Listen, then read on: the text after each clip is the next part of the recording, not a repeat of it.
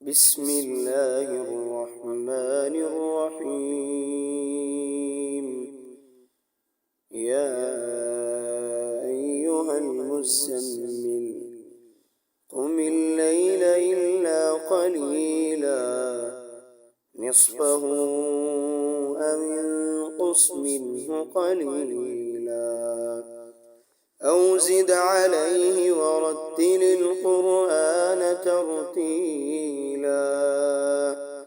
إنا سنلقي عليك قولا ثقيلا إن ناشئة الليل هي أشد وطئا وأقوم قيلا إن لك في النهار سبحا طويلا واذكر اسم ربك وتبتل إليه تبتيلا رب المشرق والمغرب لا إله إلا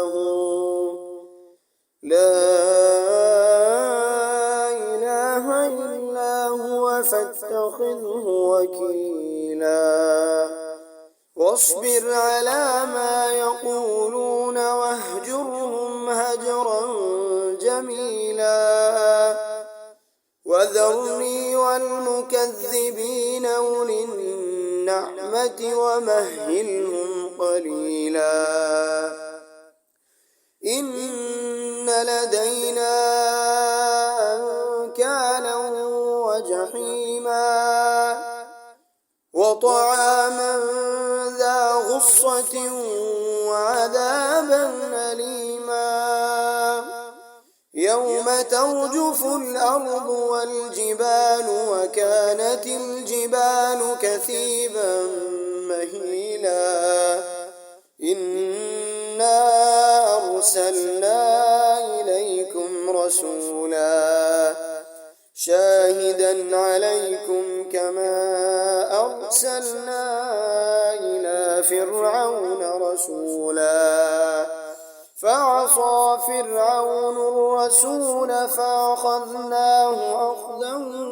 وبيلا فكيف تتقون إن كفرتم يوما يجعل الولدان شيبا السماء منفطر به كان وعده مفعولا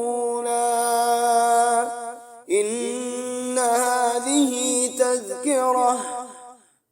فمن شاء اتخذ إلى ربه سبيلا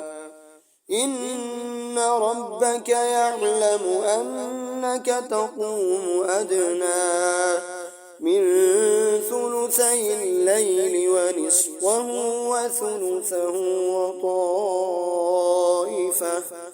وطائفة من الذين معك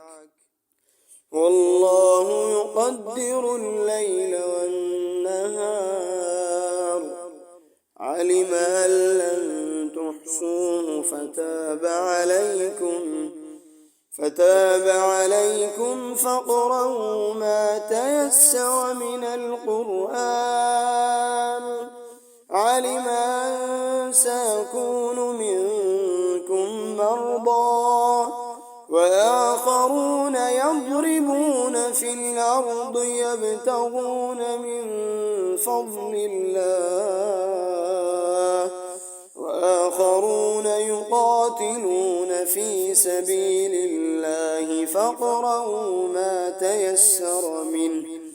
وأقيموا الصلاة وآتوا الزكاة وأقرضوا الله قرضا حسنا